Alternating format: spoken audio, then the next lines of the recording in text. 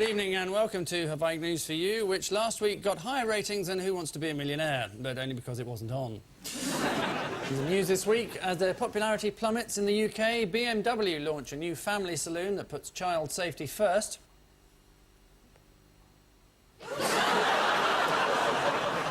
At a crucial debate on London transport, Frank Dobson gives his views on the nude scene in Women in Love.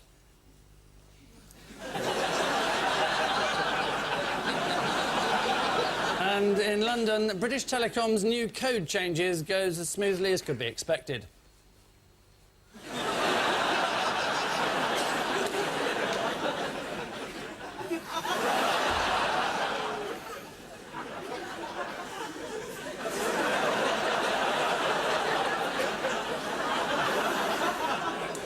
On Ian Hislop's team is a former Tory MP whose hobbies include cricket and walking. Should have been a batsman for England. He could have combined the two. Michael Brown.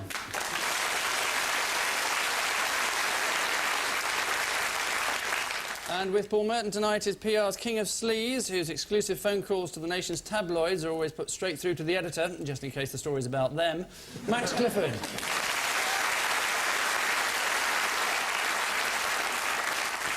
Round one is numerically obliged to come first. Ian and Michael. Oh, that's Bleak House. That's the sort of gun the police don't use. That's a very bad drawing. Ah, some policemen in the countryside, very rarely seen. And that's William Hague, looking for an issue. And I think he might have found one. A big issue, perhaps? No, that's what he'll be selling after the next election. Isn't this unfortunate farmer's, isn't he one of Max's clients? Yes. No. I knew he was desperate, but my goodness. That's why you've not heard anything about it. And have you taken up the case for free, Max? Yes, I've been looking after Tony for about 6 months, so... For nothing? Yeah. That's very kind of you. I'm like that. Yeah. Very generous. You're doing this show for nothing, then? No. But isn't this a public relations exercise for William Hague? Didn't he actually arrange the whole thing? I do believe so. The murder.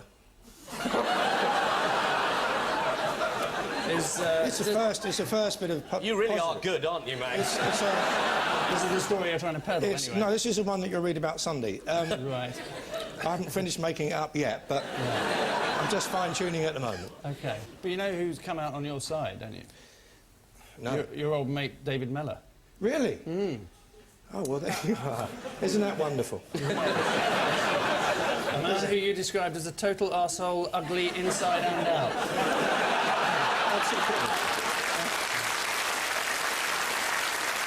And are you going to put the record straight as to whether the Chelsea shirt was a fabrication of yours, or...? Well, no, if you read the papers, Angus, which I'm sure you do, I'm now working and doing PR for a fortune for Fulham Football Club, so it will probably be a Fulham shirt. Right. Okay. Anyway, it is the national debate over the right to shoot burglars. Publicist Max Clifford has been drafted in to help the vigilante farmer Tony Martin. According to The Guardian, Mr Clifford said he did not believe he was stepping into a minefield. Mind you, he hasn't been in Mr Martin's back garden yet. Paul and Max. This is the Cuban boy. Gonzales. Yeah, Gonzales. He's technically an illegal immigrant into the United States of America. He came over on a boat. It was a sort of makeshift raft sort of thing that sunk. The mother died. He's been looked after relatives. The father, who lives in Cuba, wants his son back. The American relatives say, no, he can't go back. He says, I want him back. He says, you can't. I want him back. Can't, want, right, that. And then 3 o'clock in the morning, knock on the door. It's a special package. Who's it from? DHL. OK, and they opened the door and it wasn't DHL, and they grabbed the boy, put him in the car and drove off. I think they put a machine gun to his head as part of this, didn't they? Yeah. Just for a laugh. Not the boy's head, it was the person who was holding him. No, well, according to which paper you read, Ian, but in the paper I read, they put it to the young boy's head. And was that the paper you write, or...? No. Well, I write all of them, so it doesn't make a lot of difference. We could solve this by actually looking at the photograph for ourselves. Well, it looks like it pointing at the boy to me, but there we are. Ian? Looks like he's in a Chelsea strip to me. Looks like he's in the closet, and that's something you know something about. That's right. Admit it, you're a great big puffy boy. Admit it.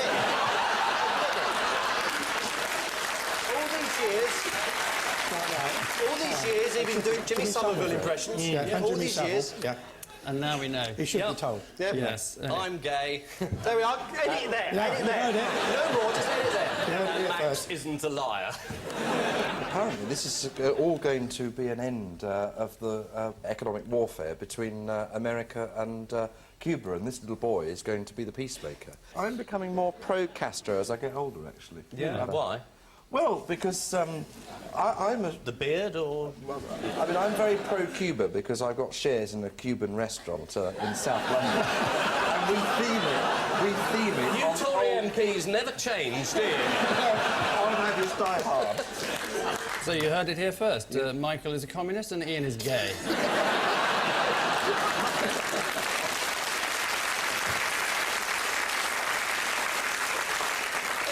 But you are gay. So I'm told. So And so I you're a read in the communist. And I am a communist. Bizarre. It's a bizarre, isn't it? Extraordinary. So what was the other photograph in this PR war? He fell off his bike or something, and so they took a picture of him crying and saying, he wants to stay here.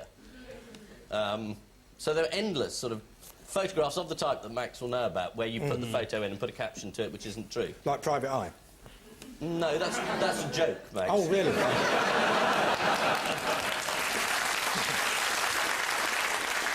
This is the ongoing saga of Elian Gonzalez. The debate has now reached international proportions. According to The Telegraph, the political battle over Elian Gonzalez continued in the Senate, where President Clinton was likened to Fidel Castro, identical in all their views except on where to put a cigar.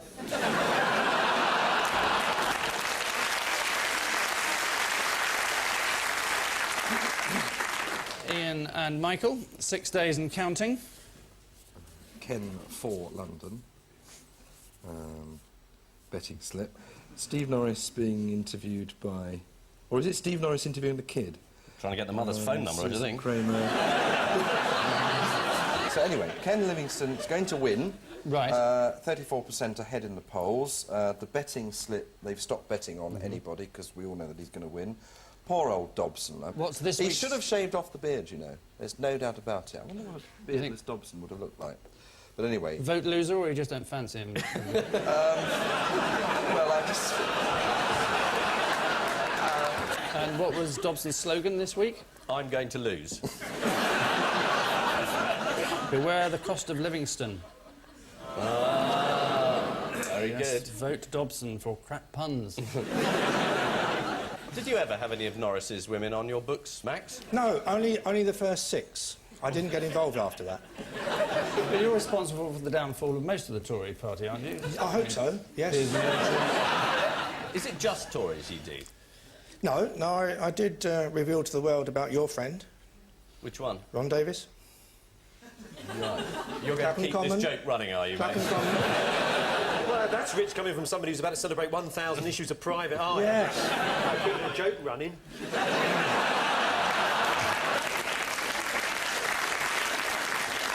But you didn't have anything to do with selling poor old Michael's story to the News of the World. No. No, that was all my... No, I missed That was you one. doing Yes. it. No, But who was the rat who sold the story to the News of the World? Well, I think it was a student friend of the friend of mine who was jealous. There were 2 students. One was good-looking and one was horrible-looking. The good-looking one went your on holiday partner, with me. obviously. Right. No, he just went on holiday with me, that's Oh, all. OK. That was it, was it? That was it. And the ugly-looking one... What, just bad luck, or didn't...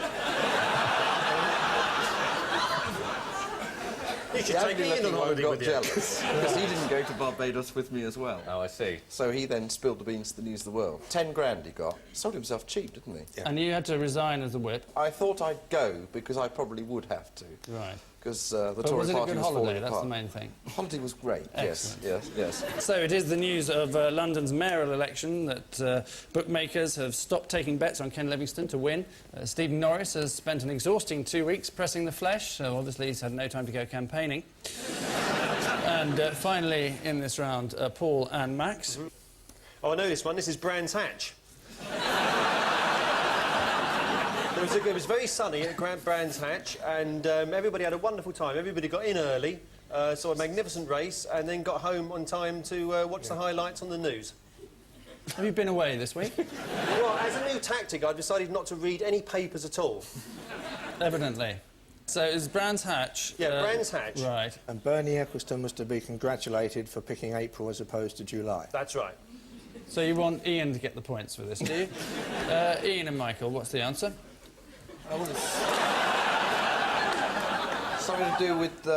oh, they couldn't... it was muddy. The audience...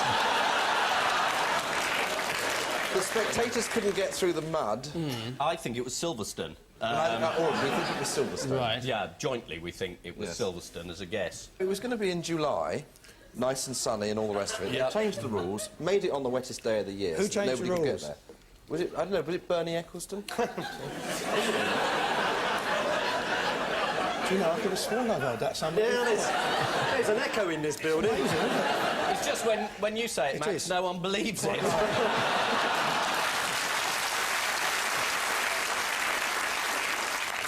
Yes, it's the chaos at last Sunday's British Grand Prix, which began with Brazilian Rubens Barrichello in pole position, or as they called it this year, the shallow end. To alleviate congestion, people due at the race were told not to bring their cars. Bad news for the Benetton team, who walked around in a time of 3.5 days. After the fiasco, Silverstone spokesman Peter Morris said fans showed great ingenuity in getting to Silverstone. Some had walked. The less ingenious ones are still standing by their front doors. So, at the end of that round, both teams have accelerated Skoda-like from 0 to 4 in 10 minutes, having as they do 4 points each.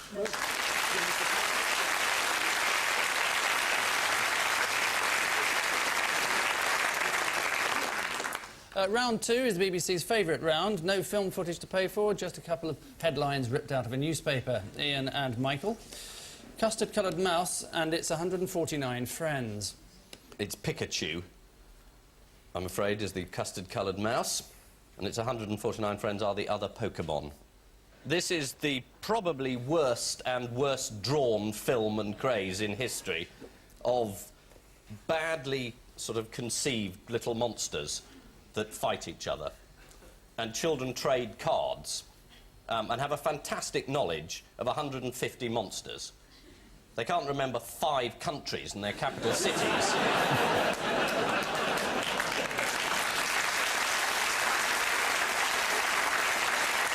But just about every child in the country can tell you that Charmeleon evolves into Charmander and then turns into Machop and then kills someone or other. It's absolute garbage. I've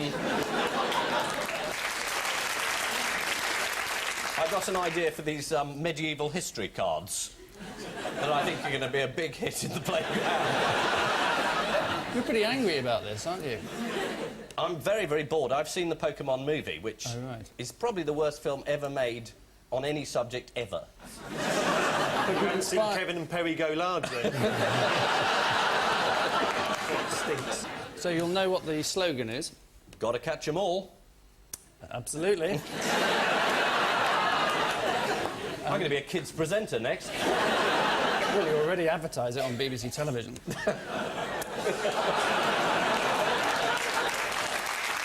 Yes, this is the Pokemon phenomenon that has swept the UK. One school in Berkshire has banned Pokemon after instances of bullying to obtain the rarer cards. The bullying has finally stopped, though, now that Mr Hunt, the geography teacher, has the complete set.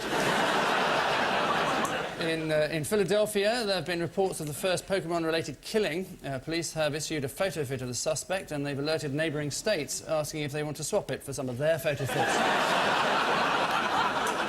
Paul and Max, Wuff Justice. Well, this has probably got something to do with a dog, but I have no idea. No. Not been reading the papers, you see. But I'll have a go at it. All right. Is it about a sniffer dog that found drugs but didn't tell the police and ended up sort of becoming a heroin addict? In Whitstable. In Whitstable. We know this. Whitstable. We know this one. Yeah, hang on a minute. We know this. I've got several layers of bullshit to get through before we get to your turn. Right. Next layer. This is about a series of greyhounds have set up a kangaroo court and are trying Pekingese for crimes against lampposts. I've no idea, and I don't care. Evidently. I think the quiz element of this show is overrated. I do.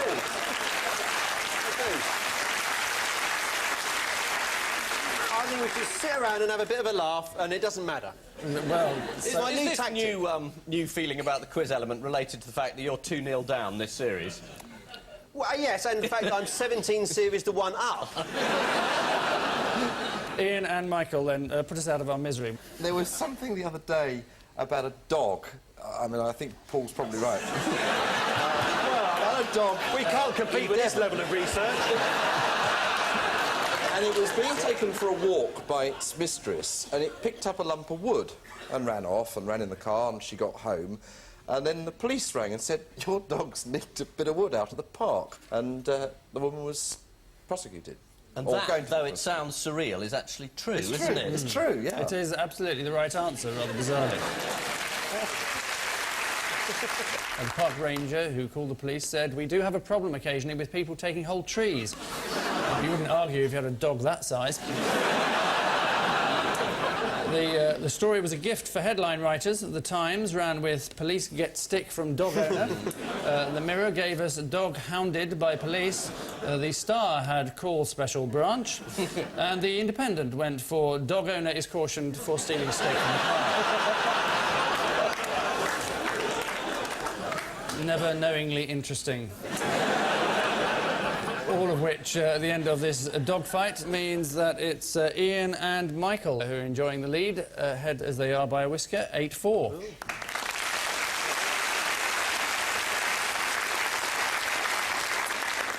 Our odd one out round never ceases to amaze, if not amuse. Just one per team this week. Paul and Max. Your inanimate objects are Thomas the Tank Engine, Rover Cars, Prince Edward and Nick Brown. Ooh, I don't know. That's a shame. Ian and Michael, any idea? Has it got something to do with Germany? Germany, yeah. Germany, do you think? Would you like to elaborate? Yes. I would guess maybe Thomas the Tank Engine's probably been sold to Germany. Rover Cars owned by a German company. Prince Edward is German. Nick Brown had a chocolate eclair put in his face by a German lady called Birgit or something like that. I thought she was your client. That's what she thought. Yeah. So no, she wasn't there. No. Was she not at all? No, never. No. Never mind. But didn't you give her the idea of throwing the eclair in Nick Brown's face? The eclair idea? I think that I actually said that because he's pale-skinned, if you're going to use something, it would have to stand out as opposed to a cream cake, which is, I think, what was being talked about. Yeah. So was this like just a consultation? Just pure. You come and see you about pastry design. Exactly. You come and see me, you leave your £10,000 and I'll give you a few ideas as to what stands up in a picture. Oh, look, that train's got a little face on it. Shall I be warm? Well, you're in the right area, yes. All right, let's say that Prince Edward's the odd one out, because all the others have been turned over by Germans. Is the wrong answer. Now, hold on. What's Sophie Rees-Jones? Rover Cars, obviously, is one of, or was one of her accounts. Ah, yes. Is it? Good. Yeah. Now, what's Prince... Thomas the Tank Engine, she did. Really? The publicity for. Yes. She doesn't do any publicity for Prince Edward, so that must make him the odd one out. No, she does publicity for his company. No, Nick Brown, I think, again, is the odd one Well, out, Max is saying Nick Brown. I'm saying Prince Edward, but I'll go with Max. I'll say Nick Brown. Is the right answer.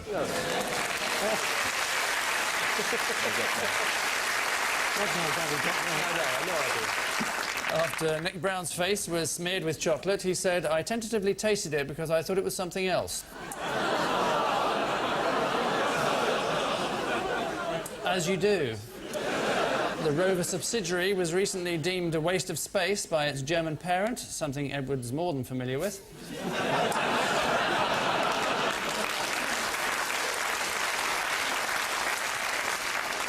Ian and Michael, your national treasures are Jonathan Aitken, James Hewitt, Anil Boyrell and Christine Hamilton. Is it people who've been impersonated by dramas on the television? Because there's an Aitken ITV about to come up of his book, Pride and Perjury. Yes. I can't remember who's playing Aitken. And It's Colin somebody Firth. played Christine Hamilton, didn't they, recently? Yeah, and Widdicombe. No, it was... There was a drama of the Hamiltons versus Fayeds. That's right, yes. And various people have played Hewitt. And I don't think anyone's played anal boy roll yet, who's a Mirror journalist who had to leave the paper. So he's the odd one out. Yeah. Is the wrong answer. Oh. Jonathan Aitken there looks like he's trying to nick James Hewitt's wallet. Is he trying to... Is it because Christine Hamilton has just started a chat show on a cable channel, hasn't she? And she's invited as a guest Jonathan Aitken, James Hewitt and Anil, what's his name? Boyrall. Yeah. She's doing a programme interviewing disgraced people. That is correct, and therefore the odd one out would be... Is her. Christine Hamilton. Is the right answer.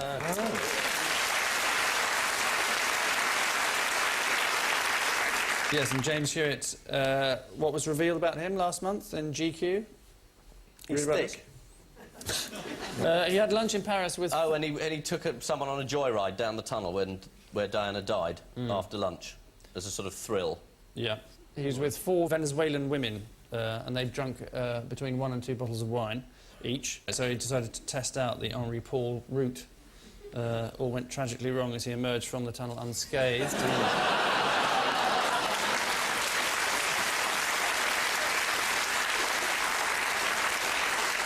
So this is, yes, Christine Hamilton's new chat show on BBC Choice, it's going to be. Do you know who sings the theme tune? Yes.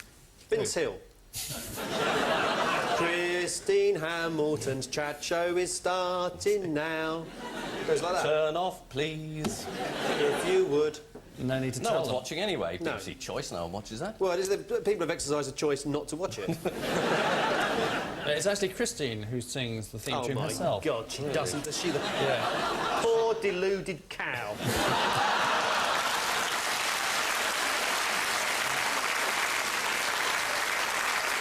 But hang on, you and Neil are all... I've known Christine muckers, for aren't they? 31 years. She was a year above me at York University, 1969.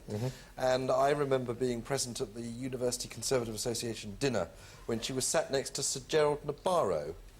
And she fluttered her eyelids at him, and bang, she was a secretary. What, not She before was a pudding? secretary.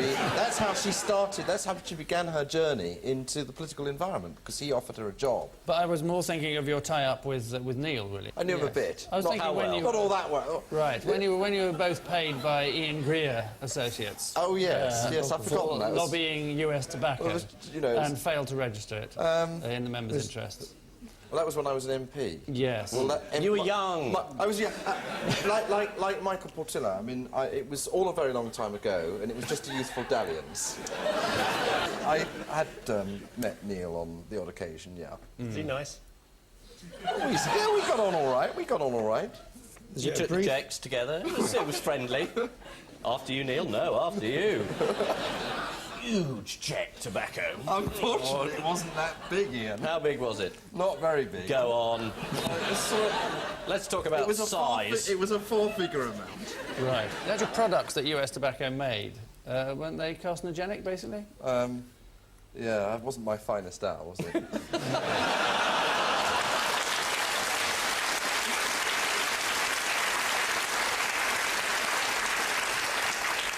Standing by her husband, as ever, Christine Hamilton says, if Neil's a liar, I'm a liar. Fair enough, but can we believe her? Which flabby anecdotes bring us wittering to the end of this discussion with, well, both teams seeming strangely bereft of a lead, sharing as they do 8 points each.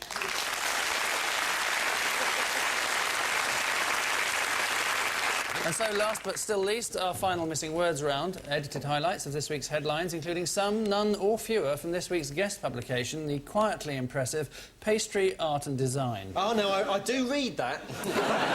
So, eyes down, look in on what found at Buckingham Palace? Tarts.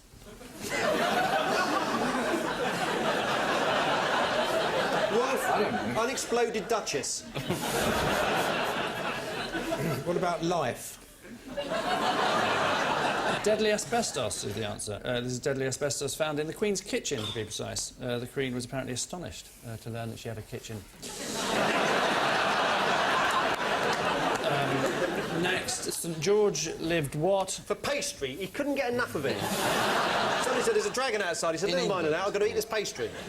Jam tarts, donuts. Lived in the Middle East. Is virtually the right answer. In the Orient. Is in fact, yes. Next, mutant lobster is what? The arch enemy of super salmon. it's a battle of wills. Is food of the future, is in fact the answer. Oh. Next, what? The most important competition in the world? Pastry. Yeah. Mr. Pastry 2000.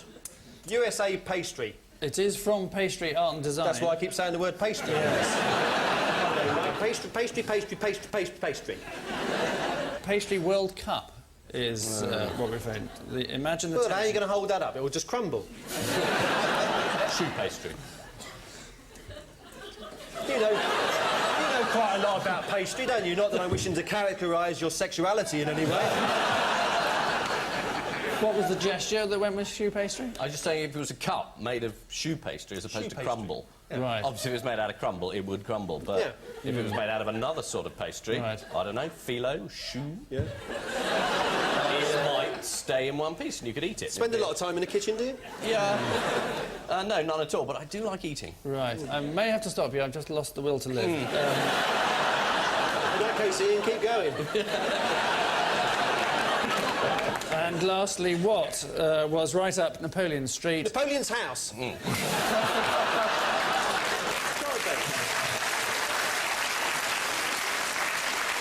Josephine. Joseph, yeah. Pastry Josephine. Southport was right up Napoleon Street, which crazed burbling means at the end of tonight's sentence, this week's Dogs Dinners are Paul and Max with 9, while this week's Dogs Bollocks are Ian and Michael with 11.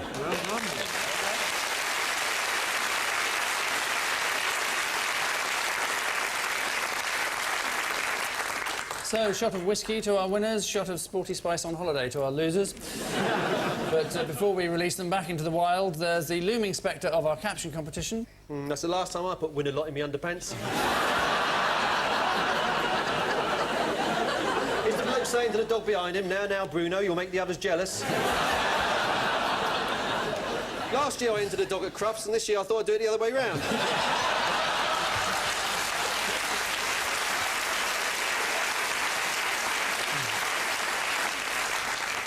And I leave you with news that reports of severe flooding in Queensland reach Australia's Rapid Reaction Unit.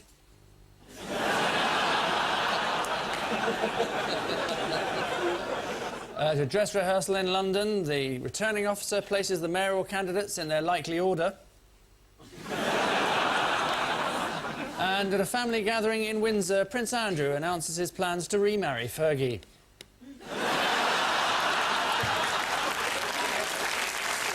Good night.